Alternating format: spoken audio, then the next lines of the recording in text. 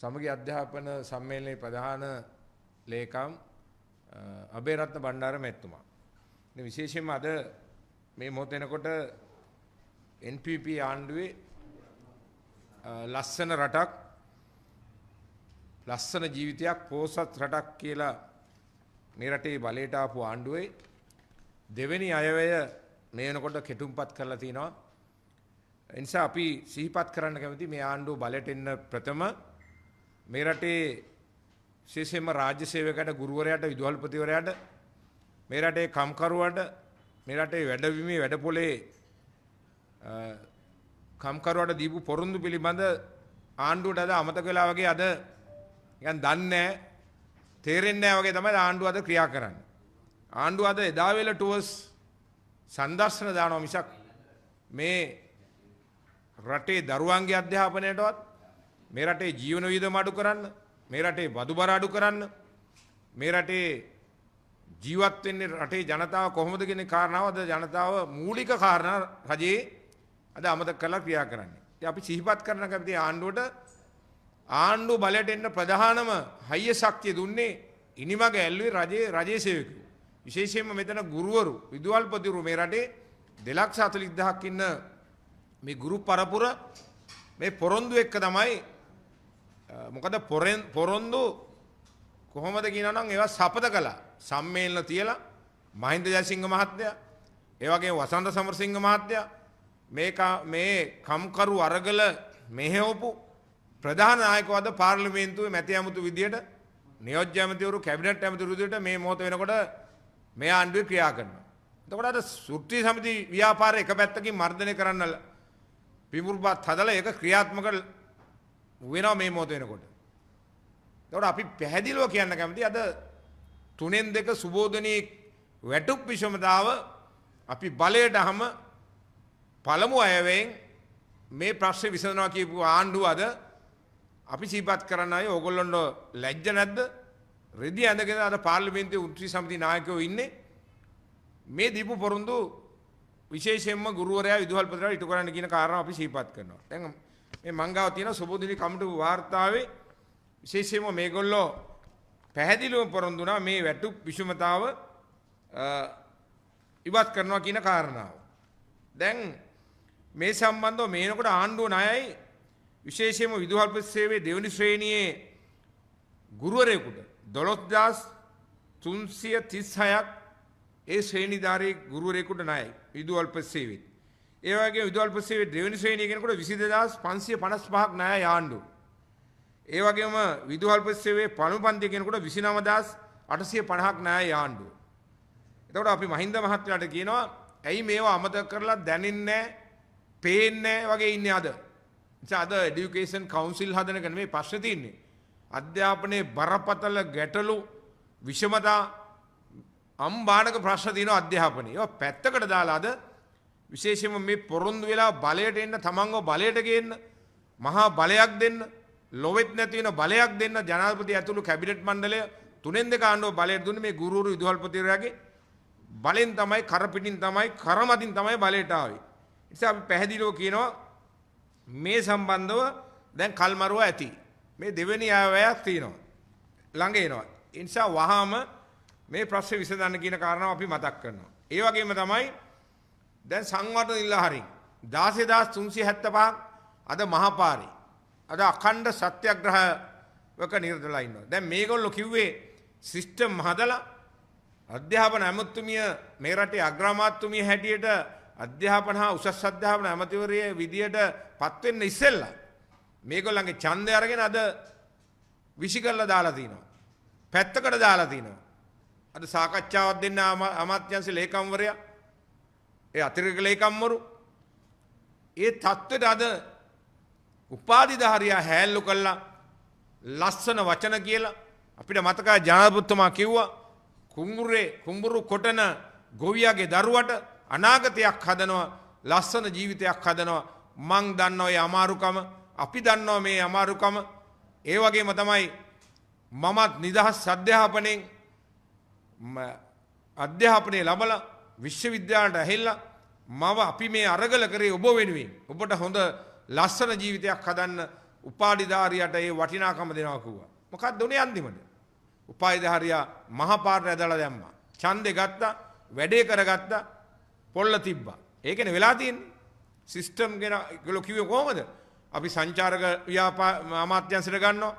අපි දේශීය ආදායමකට ගන්නවා. විදේශ අමාත්‍යාංශයට ගන්නවා. ඒ විෂයන් අනුව අපි බඳවගන්නේ මෙන්න මේ ක්‍රමය. 5000ක් මෙහෙම ගන්නවා. 8000ක් මෙහෙම ගන්නවා.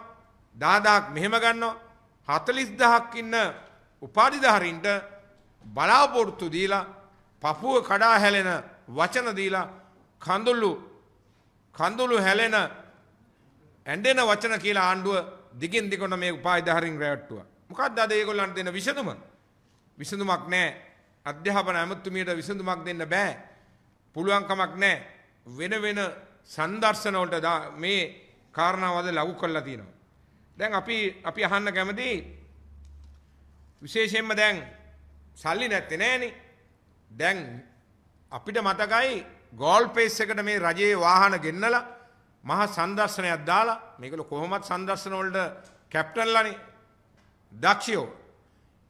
මොකක්ද කිව්වේ රටේ මිනිස්සුන්ට පෙන්නවා මේ පසුගිය රජයන් මේ අවභාවිතා කරලා තියෙන වැඩක් නැති මේ වාහන මේ සුපෝගී වාහන අපි අලෙවි කළා. මේ රටේ පාසල් හදනවා කිව්වා. කො පාසල් හැදුවද?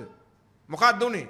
හැබැයි අද ඩොලර් බිලියන 40ක් ගෙනල්ලා අද වියදම් කළා කැබ් රථ 1750ක් ගේන්න අද කැබිනට් මණ්ඩලයේ අනුමැතිය දීලා බොහොම ඉක්මනට ඒක නම් කරනවා. බොහොම අඩු කාලෙකින් ඒක නම් කරනවා. මේක තමයි සිස්ටම් චේන්ජ් එක. මේක තමයි බොරුව. මේක තමයි මුලාව. මේක තමයි මේ ආණ්ඩුවේ තියෙන අද නෝකියාව කියලා අපි කියන්න කැමතියි. ඒ වගේම තමයි මේ ආණ්ඩුව කව කිලෝමීටර් 4කට එක ජාතික පාසලක් හදනවා කියලා. එක ජාතික පාසලක් හදනවා කිව්වා.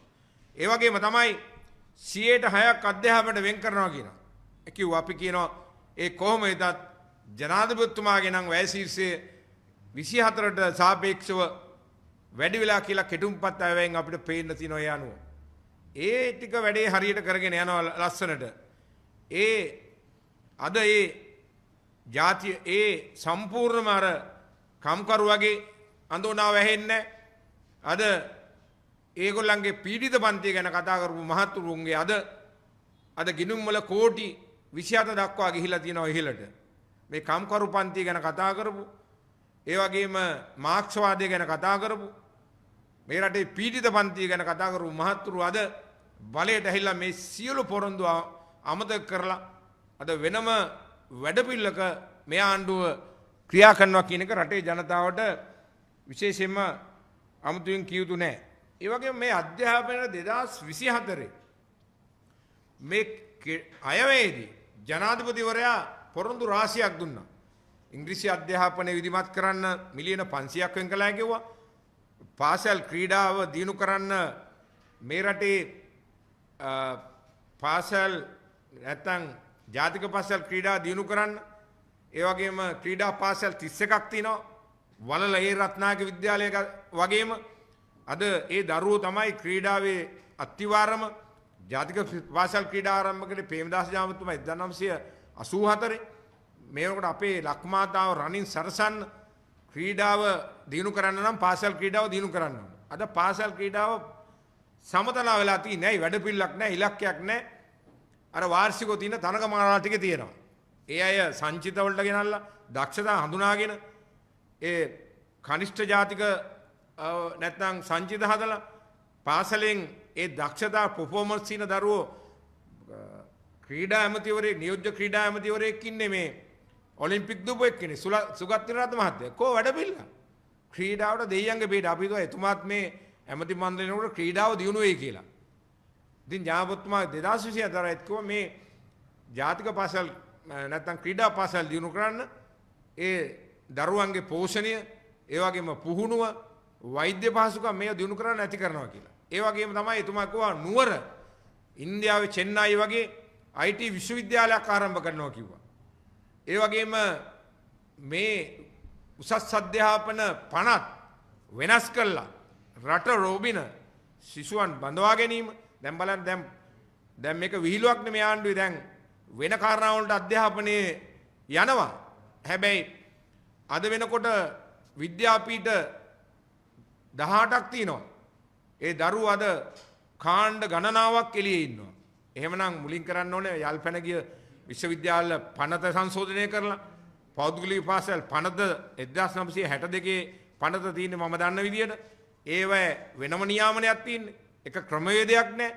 ඒ නිසා අද අධ්‍යාපනයේ ප්‍රශ්න විසඳන්න තියෙන ප්‍රශ්න වෙනුවට ඒවා පැත්තකට දාලා අද බඳවා ගැනීම 40000ක් ගුරුවරු බඳවා ගන්න තියෙනවා. පාසල් පද්ධතියේ ගුරුවරු පුරප්පාඩු තියෙනවා කාඩර් එක ගන්නේ.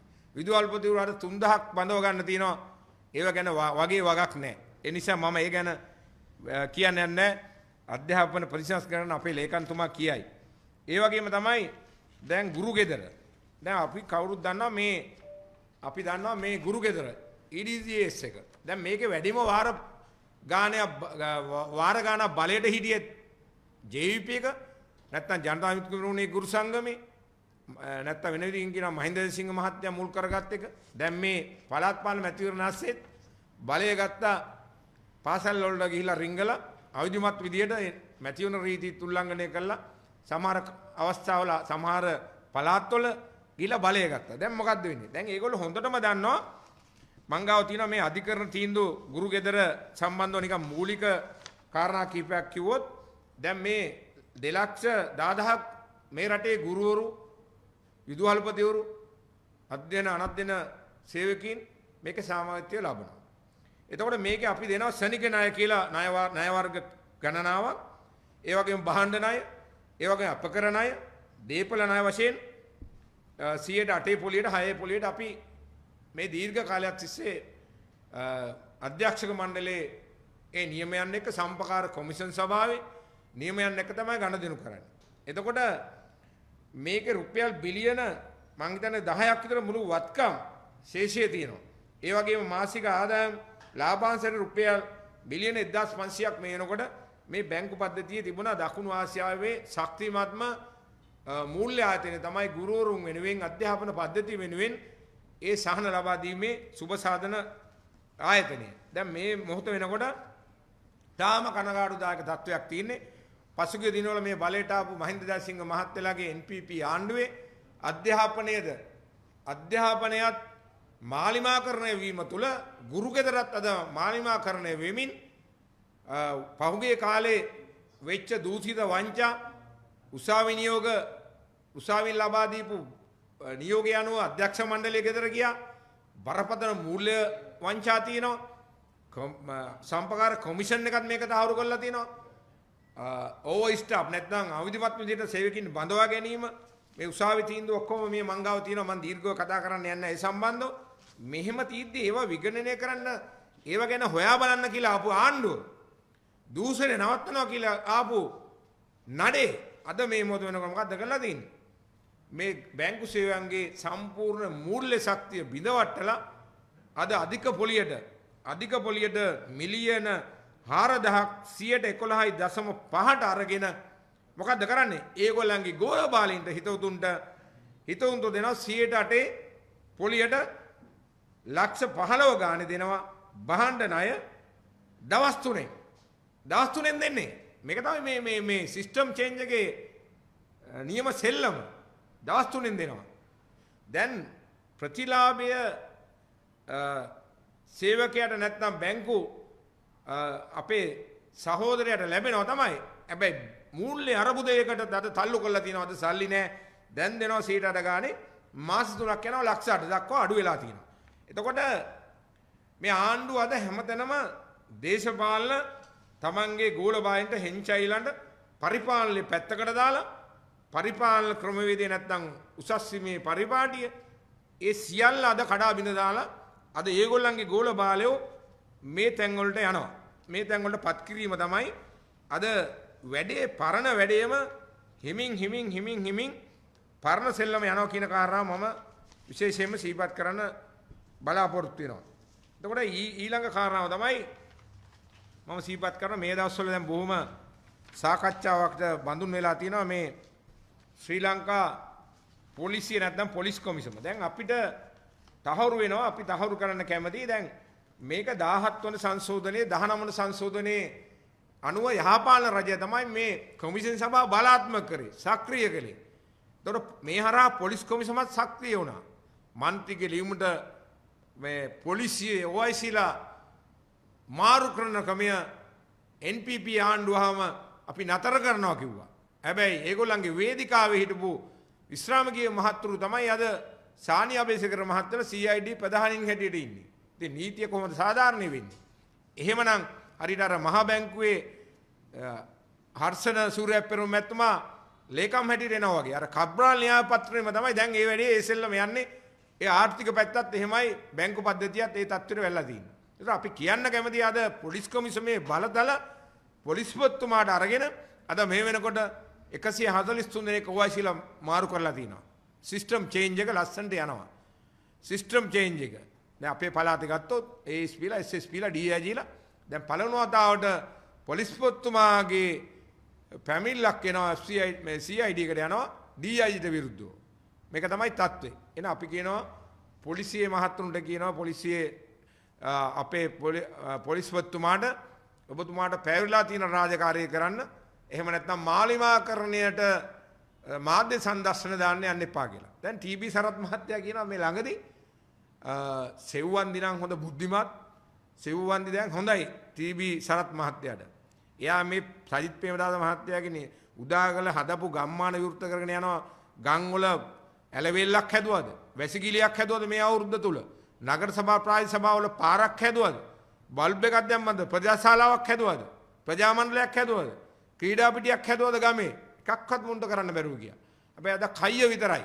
ඒ එක පැතිකඩක්. හැම පැතිකඩක්ම අද රටේ ජනතාවට පීඩනය වෙලා තින්නේ බදුබර නැත්නම් වැට් බදුබර මහා බදු කන්දක් රටේ ව්‍යවසායකට ව්‍යාපාරිකයට කම්කරුවට ඒ වගේම රාජ්‍ය සේවයකට අද බදුබරත් වැට් එකත් ඒ වගේම මේ සියලු බදුබර අද රටේ ජනතාවට දරන්න වෙලා තියෙන්නේ. ඒ නිසා අපි කියන්න කැමති දැන් TB සරත් මහත්මයාට ඒ තියෙන බොක්කේ කැක්කුම සෙව්වන්දි ගැන තියෙන දැන් පහුගිය ආණ්ඩු කාලේ මොකද සියමලා ගෙනල්ලාම නැද්ද? පහුගිය ආණ්ඩුවල කුඩු කිලෝ ගණන් ප්‍රසිද්ධිය පිච්චුවේ නැද්ද?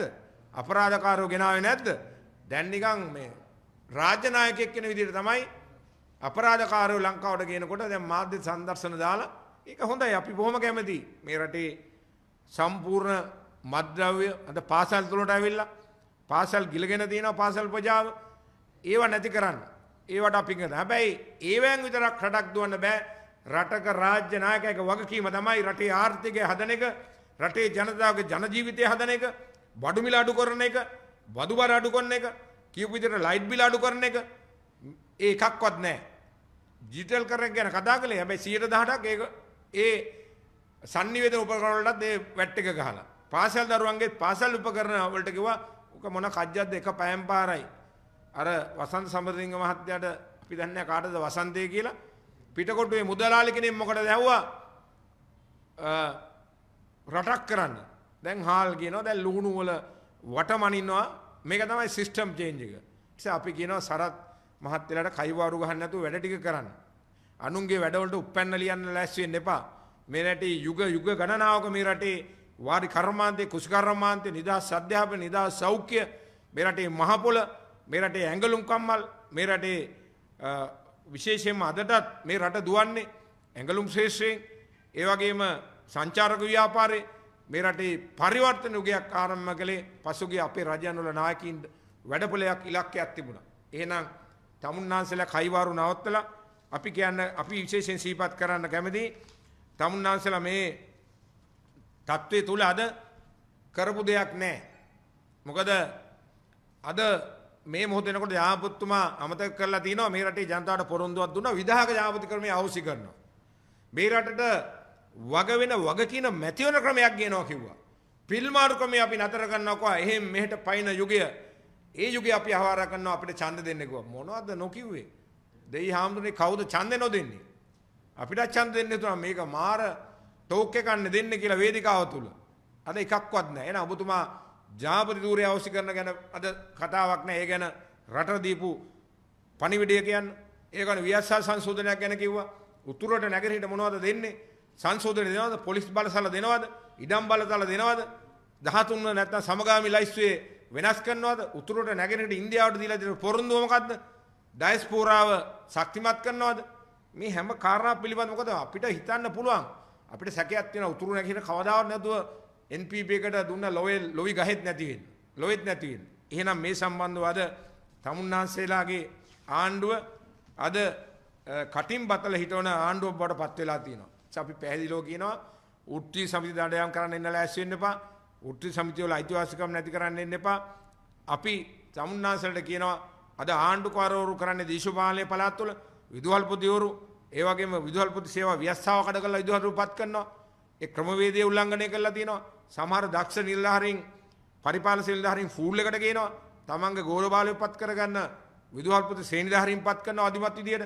දැන් අපි සංගමයක් විදියට සමගි අධ්‍යාපන සේවක සංගමේ අනිකුත් සංගම් එක එකතු වෙලා අපි අධිකරණයට යන්න බලාපොරොත්තු වෙලා තියෙන අධිකරණයට ගිහිලා තියෙනවා මේ සම්බන්ධව. ඒ අපි කියනවා මේ පඩත්තර වැඩ කරන්න එපා. මේ තුට්ටු දෙකේ වැඩ කරන්න එපා. රටේ ජනතාවට දීපු ගුරුවරයාට විදුහල්පතිවරයාට දීපු පොරොන්දු ඉටු කරන්න කියන කාරණාව අපි නැවත නැවතත් අපි පැහැදිලිව අපි ඉදිරිපත් කරනවා. ඒ නිසා මේ රටේ ගහතන සංස්කෘතියක් ඇති කියලා ඔහෙලා 6000ක් මරලා දැම්ම අපේ උගත් බුද්ධිමතුන් වියතුන් දේශපාලන නායකයින් ගමේ වගා නිලධාරි ග්‍රාම සේවක ඇතුළු අපිට අමතක නැහැ. එහෙනම් පාස්කු ප්‍රහාරය ගැන අද බිල්ලෝ මැව්වා රටට කිව්වා කිතුණුවන්ට කිව්වා කොහොද මහමොලකරු ඇල්ලුවද? මහමොලකරු ඉන්නත් ඕගොල්ලෝ ඇපිලේ. ඒ නිසා අපි කියනවා එහෙම තමයි කියන්නේ මේ රටේ මාධ්‍ය සහ වාර්තාකරණේ. ඒ වගේම තමයි බටලන්ද ගැන කිව්වා කොහො බටලන්ද? එක එක මාසේ දුවන්නේ එක එක කාරණා කියනවා. මේ මාස එකයි ලබන මාස එකයි. ඒ නිසා අපි කියනවා දීපු පරන්ත පැහැදිලි ඉටු කරන්න කියන කාරණා සිහිපත් කරන ස්තුතියි.